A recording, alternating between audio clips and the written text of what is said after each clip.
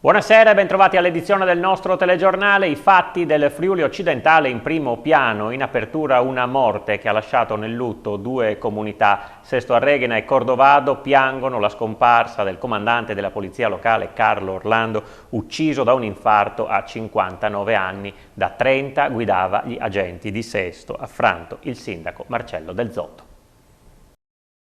Un infarto fatale nella sua casa di Ramuscello, dove viveva da solo, ha portato via Carlo Orlando, comandante della polizia locale di Sesto Arreghina, Cordovado. Avrebbe compiuto 60 anni tra poche settimane e per metà della sua vita ha guidato la municipale. Stamattina non si è presentato al lavoro senza avvisare nessuno, un fatto che ha immediatamente insospettito i colleghi, così come il sindaco Marcello Del Zotto, che hanno provato a più riprese a contattarlo al telefono, invano. Nel frattempo i vicini da una finestra lo hanno visto immobile e sono entrati in casa usando un'ascia e allertando i soccorsi.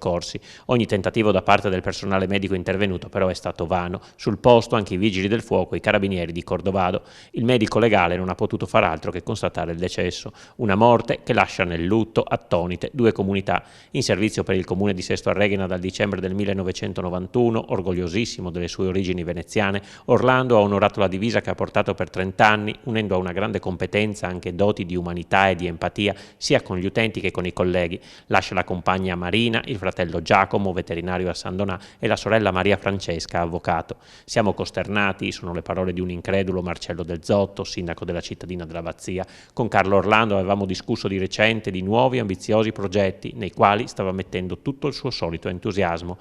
Lascia un vuoto incolmabile, va avanti Del Zotto, anche a nome dell'amministrazione di Cordovado, ma anche ricordi di un professionista serio e prima ancora di una persona molto acuta e spiritosa, pronto a smorzare con la parola giusta e il sorriso anche le situazioni più critiche che spesso capitano a chi si occupa di sicurezza, conclude il sindaco. Un vuoto, quello rimasto oggi, che non si potrà colmare.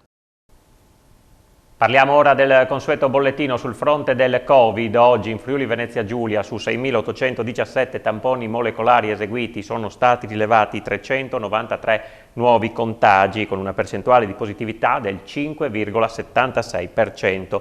Sono inoltre 2.616 i test rapidi antigenici realizzati, dai quali sono stati rilevati 164 casi, 6,27% di positività. I decessi registrati sono 18, 3 dei quali nel Friuli occidentale. I ricoveri delle terapie intensive scendono a 59 e quelli in altri reparti a 605. Numeri in miglioramento che hanno contribuito alla decisione da parte del governo, dopo un lungo braccio di ferro con le regioni, di far tornare il Friuli Venezia Giulia in zona gialla a partire da domenica 31 gennaio.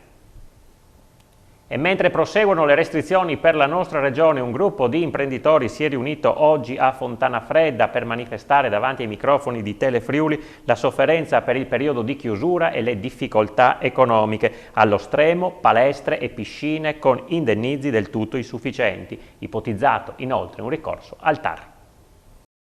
Stanchi, demotivati, sconfortati sono gli imprenditori che non vedono futuro, provati da mesi di chiusure. Alcuni di loro si sono ritrovati a Fontana Fredda per far sentire la loro voce attraverso i microfoni di Telefriuli. Ristoratori, gestori di piscine o di palestre. No, noi stiamo ancora cercando di capire quando e come riapriremo, perché oltretutto si sente che neanche il 5 marzo forse slitterà anche quello.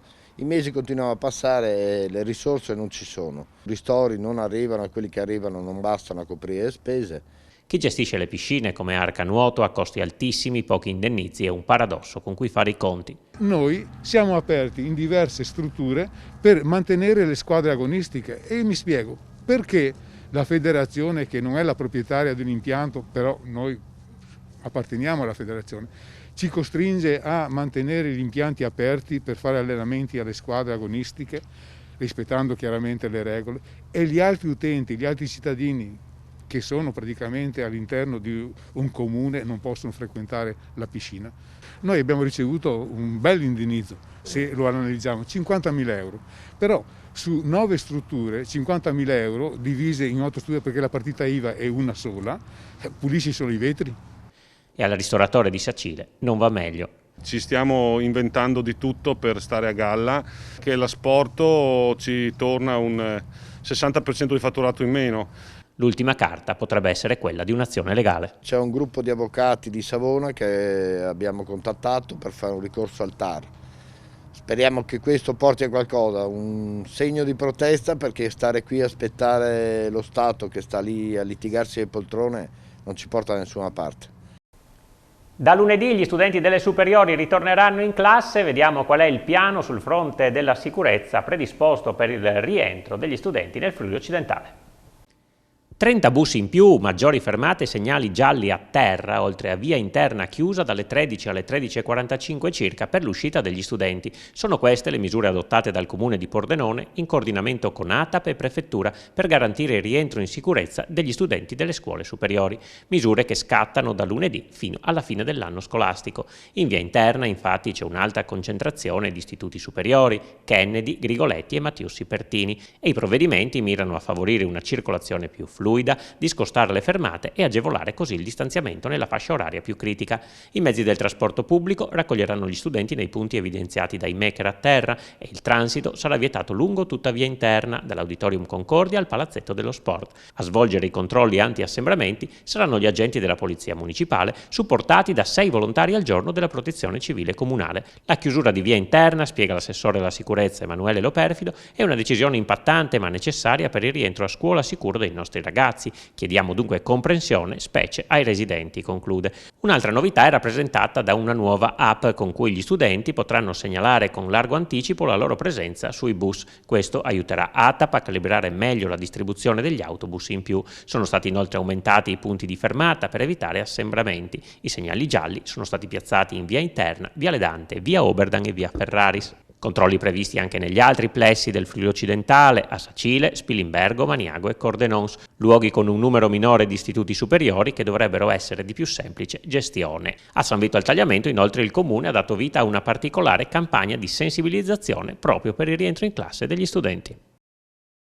Ma a scuola c'è anche chi ci va a piedi, come i bambini aderenti al progetto Pedibus. Bambini a piedi nei percorsi casa-scuola accompagnati da volontari e polizia locale.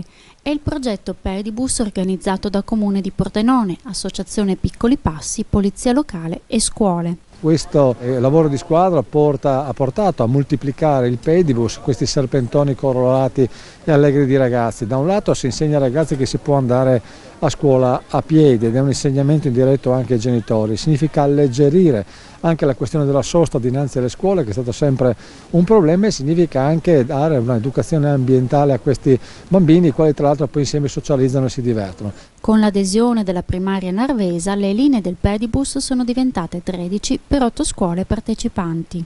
Ieri abbiamo fatto un conto delle iscrizioni e ci sono 333 bambini che vanno a scuola a piedi.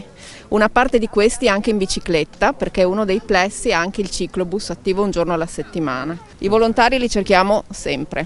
Ci crediamo profondamente, prima di tutto perché è un progetto che mette assieme la scuola, le famiglie e il benessere dei bambini, che per noi è molto importante. Positivo anche l'impatto sul traffico. Più bambini usano il Pedibus, meno autovetture ci sono per strada e quindi un beneficio per la città, alleggerimento del traffico e sicuramente benessere per il nostro ambiente. È un traguardo che noi riteniamo importante per la nostra viabilità, ovviamente decongestionare le zone delle scuole nei momenti caldi, del classico accompagnamento dei bambini, è un momento importante sia per i genitori ma soprattutto per le nuove generazioni che imparano ad andare a scuola con una diversa mobilità.